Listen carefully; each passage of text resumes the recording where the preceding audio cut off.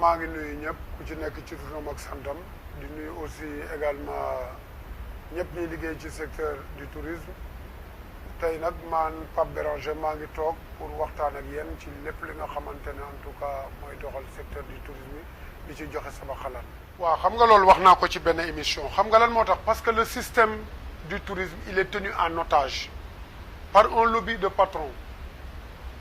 dañ ko tenir en otage tey amuloo droit wax amuloo droit xalaat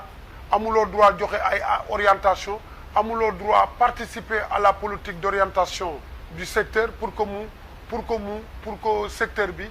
mën a meññ mën a jur loo xamante ne tey c'est l'intérêt général de tous les Sénégalais xam nga dafa am ñoo xam ne ñoo ko ŋànk ñoo xamante ne seen intérêt rek la ñuy xooluñu leneen tey boo fi waxee tey lu baax sax ñu stigmatiser la joom laa def ay lobby looloo fi nekk Sénégal amul ku fiy wax dëgg tey nit ñi sopp la xam nga lan lañ bëgg puukare nekk ci gannaaw di naan ko yaa rafet li nga solo rafet la nga wax yëpp dëgg la man de nii laa ko gisee man je ne suis pas dans ça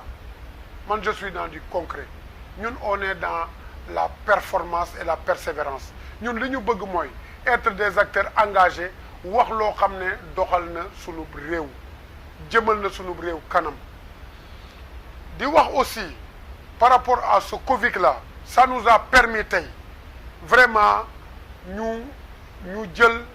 la balle au rebond ça nous a permis aujourd'hui tey ñu nekk dans un cadre de réflexion ça nous a permis tey ñu xam avec qui nous avons affaire ça nous a permis aussi de réfléchir beaucoup plus davantage pour apporter des contributions significatives en tout cas au secteur que nous aimons tous qui est le secteur du tourisme qui nous a tout donné aujourd'hui qu'on a aussi tout donné tey jii bu ñu demee tey ba tollu fii il est de notre devoir ñu expliquer secteur bi naka lan la mën a apporter l'État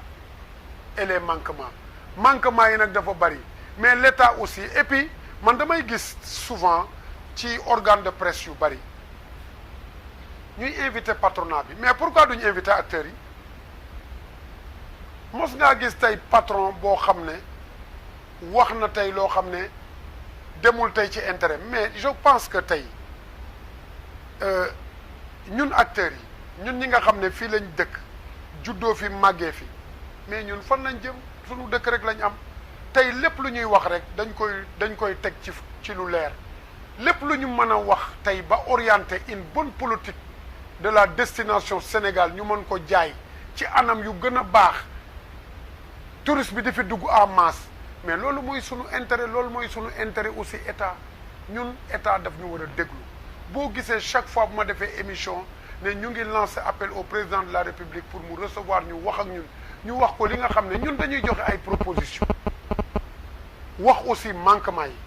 wax aussi ay problèmes yi fi am parce que loolu mooy dëgg tourisme du loo xamante ne dafa siis tourisme lu yaatu la mais da ngay xool tey wax naa ko sànq tey sunu woykat yu bari ay nit dañuy jóge ba dëkk tey di leen seetaan si xoolal tey sunu woykat bi nga xamante ne vraiment mooy sunu tiitar ñun ñëpp muy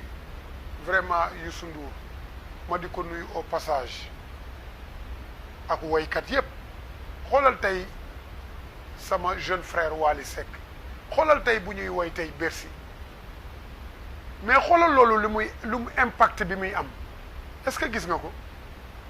pourquoi tey en collaboration avec l'ASPT du ñu def chaque année ñu organiser tey loo xamante ne tey dafay mel ne Bercy mais Youssou Ndour ñëw taxaw woy wala un Wally wala keneen ah sunu brillant woykat yi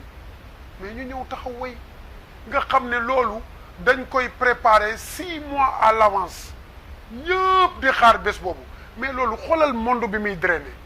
en termes de revenu mais loolu mooy jaay destination du toog ci bureau di taper ay ordinateur sol ay costume di làkki tubaab loolu jaayul destination et puis qu'on arrête de nous tympaniser avec le patronat là qui ont atteint leur limite na ma yàlla baal am na ñoo xam ne tey dañu ŋànk secteur bi boobu ba léegi mais nañu ñu bàyyi aussi ñun suñu chance qu'on ait une gestion inclusive ñu bokk mbir mi ku ci nekk di ci xalaat mais le tourisme n'est pas un lobby. Le tourisme n'est pas quelque chose qu'on doit prendre en otage. Le tourisme, c'est de la diversité, c'est la biodiversité. Le tourisme, c'est l'affaire de tout le monde. Donc ku nekk man cee gis boppam li ma doon wax rek gis nga tourisme yemul rek ci wone Gorée parce que fii ñi fii ñëw ñëpp Gorée lañ leen di won mais waruñu wala ay marché Sandaga non xoolal sunu Lions yi 2002 ils nous ont fait rêver ñooñu waroon nañ leen a mën a defal benn monument boo xamante ne ku ñëw mais da nga koy da ngay dem foofu nga dal ko visiter xoolal la tombe de Dexële Lat Joor fa mu dee ak li Lat Joor bàyyi une figure emblématique ak li mu def tey ci Sénégal dafa mel ne xoolal sunu kilifa diine yi xoolal Touba li muy drainer ci monde loolu muy fierté war a nekk fierté réew mi ah da ngay xool Laayeen yi Xaadir yi ah Tijaan yi et cetera xam nga loolu day drainer du monde ba nga xam ne ah bu moment yooyu jotee rek pèlerinage boobu bu jotee xoolal Popenguine gars yëpp ay ñëw donc noonu la ñu war a mën a jaayee l'histoire du Sénégal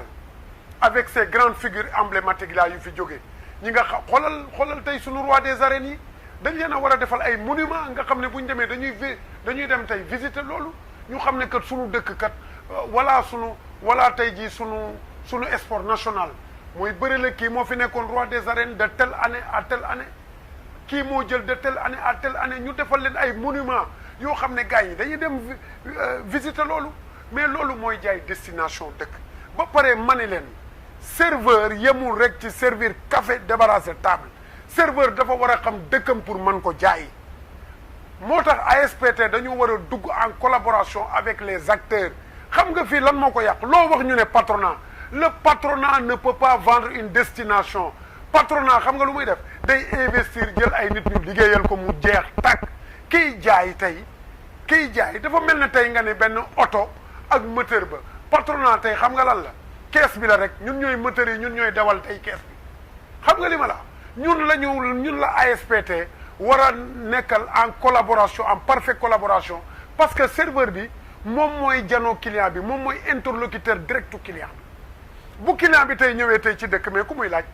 mais réceptionniste kiy liggéey ci hôtel ba ci réception ba mais moom lay laaj ah kiy liggéey ci service bi moom lay laaj on nous appelle le personnel de front ñooñu la nit ñi di laaj pour mën a jaay la destination Sénégal dëkk nag mënuloo dem di ko jaay à l'échelle internationale te ñay liggéey ca dëkk ba xamuñu dëkk ba moo tax dañu war a def aussi di organiser ay visites pédagogiques di ànd ak waa ASPT def benn cartographie des merveilles du Sénégal pour mën a jaay une destination comme ça parce que tey li ci ne ci enjeu xaalis dafa bari xam nga lañ ñuy wax chaque jour que le Sénégal génère 400 milliards moom le secteur bi di générer mais le secteur aurait dû générer 800 milliards pourquoi pas tey da ngay xool tey sunu dëkk tey mosuñu je touche du bois mosuñu am tey guerre affaire u terrorisme mosu fi am nañ naaj am nañ ay plage nous avons l'hospitalité on a tout ce qu'il faut pour vendre la destination Sénégal il suffit juste d'un petit truc mais am na ñoo xam ne mais ñu ngi fi depuis Mathusalem mais on est toujours resté stagné sur les mêmes chiffres mais nañ ko développer tuuti tey jii au niveau de l'aéroport wax naa la ko léegi mais c'est des petites choses qui font plaisir bu client bi jógee aéroport ñëw bu client bi jógee bitim réew ñëw mais chariot bi muy pousser ay bagages am ñu jox ko gratuitement bañ ci def ay pièces ut benn service d'accueil boo xam ne di nga am ay quelques bouteilles d'eau une machine à café bu ñëwee nga may ko benn demi-eau ah ut fii benn partenariat avec koo xamante ne day jaay ndox mu xam nga daf ñu koy may sax ñu teg ko aéroport ku ñëw ñu may la benn bouteille d'eau yóbbul ñu jox la benn café beneen bi ci tegu je pars du principe que 300 000 touristes bu ñu fi duggee 300 000 touristes c'est 3 avions de 270 touristes tous les jours maanaam du 1er janvier au 31 décembre c'est ça qui fait l'équivalent de 300 000 touristes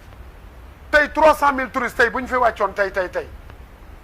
la taxe touristique à 1000 francs ça te fait aujourd'hui 300 millions sur 10 jours ça te fait 300 milliards ça te fait 3 milliards sur 10 jours ça te fait 3 milliards donc xam nga chiffre yooyu c'est très important que l'État le sache moo tax ma ne État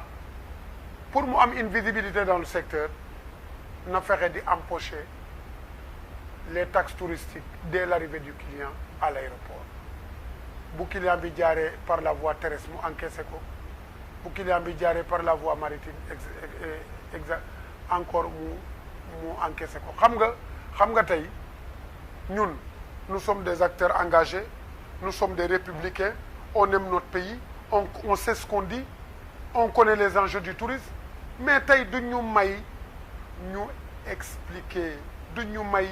du ñu jël suñu xalaat en compte xam nga lan la ñuy jël en compte ah ce lobby de patronat là ñi nga xamante ne tey bu ñu ñëwee toog devant la télévision wala ñu toog devant les autorités di leen wax lu leen neex buñ fi jógee def lu leen neex ñun on connaît ce que le tourisme peut apporter au Sénégal tey jii boo xoolee tey nous avons 700 kilomètres tey de plage mais en termes d'emploi mais mënoon nañoo tey jii ah mënoon nañu caser tey plus de 1000 emplois mais les lutteurs qui ne sont pas en activité mais ñu def ay éclairage public au niveau des plages def fa ay distributeurs alimentaires def fa ay relais de police gaa ñi taxaw allongé côte bi jusque là-bas ku bëgg a doxantu ba 7 heures du matin mais nga dem doxantu boo bëggee lekk tey nga dugal 200 francs mu génn benn coca nga naan c'est pas de la valeur ajoutée c'est pas caser des emplois c'est ça le tourisme c'est l'affaire de tout le monde c'est pas l'affaire du patronat qu'on nous tympanise pas avec le patronat mais ñun on est force de proposition li may def nii la ñu mën a andi wax état woo ñu toog échanger waxtaan xool nan lañ mën a collaborer mais nous sommes xoolal dama ne la le tourisme fi mu toll nii nee na waxoon naa ko ci benn émission le tourisme ne peut pas être l'affaire du patronat le tourisme c'est l'affaire des Sénégalais devrait être l'affaire des Sénégalais Afor amul lu mu mën a indi lu dul être force de proposition mais c'est tout on ne peut pas amener autre chose on peut proposer mais nous on n'est pas des décideurs nous on est force de proposition on propose à l'État on échange avec l'État qu'est-ce qu'il peut faire pour en tout cas faire valoir ce secteur-là pour que les touristes puissent rentrer au Sénégal en masse et puis autre chose c'est baisser la destination Sénégal il est trop cher la destination Sénégal nañ ko wàññi on n'a qu'à vraiment baisser la destination Sénégal pour que le tourisme puisse rentrer en masse au Sénégal donc je pense que patron yëpp en tout cas maa ngi leen di inviter ñu respecter li chef de l'État wax par rapport à l'ordonnance de décision de payer les 70%. Man Pape Béranger Ngom ci panel bi ma bokk képp koo xamante ne sa société mu nga ca nga ñëw ne ma société bi fayul li jaarul yoon deful li nga xam ne chef de l'État wax na ko maanaam li méngoog ordonnance bi mu joxe man danaa taxaw ci télévision bi tudd sa société ba pare wili pande la xamloo état ne yow fayuloo parce que moomuñu nit ñi beneen bi ci tegu bala maa continuer am na ñoo nga xamante ne je lance nag un appel fort am na ñoo xam ne ñu ngi ci panel bi benn société benn grande société de la place seen benn RH woote fa ci panel bi ne nit que way dégg naa da ngeen di woote da ngeen di nekk ci benn panel à fort di saaga patron d'abord ñun dans un premier temps ñun du ñu saaga yarewuñ ñu saaga nekkuñu ci panel pour saaga ñu ngi foofu en tant que mouvement associatif bien organisé di échanger ci sunu biir te ñoom seen yoon newu ci di menacer ña fa nekk naan yéen a ngi wax beneen yoon ñoom buñ ma ko ñaanuloon RH bi nekk ci société boobu fii laay taxaw wax ko turam bum ñu fontoo faale wuñ ko ñoom moom buy jaamu nit ñun yàlla la ñuy jaamu moom na toog di jaamu yàllaam jooju nekk nit ñun yàlla la ñuy jaamu ñun faale wuñu ko te moom kinnu bum ñu pousser quoi ñuy wax loo xamante ne nit ñi xamee wuñu ko sama kàddu bu mujj mooy ñu dimbale askan wi liggéey ci secteur du tourisme jàppale leen boole leen ci instance de décision yi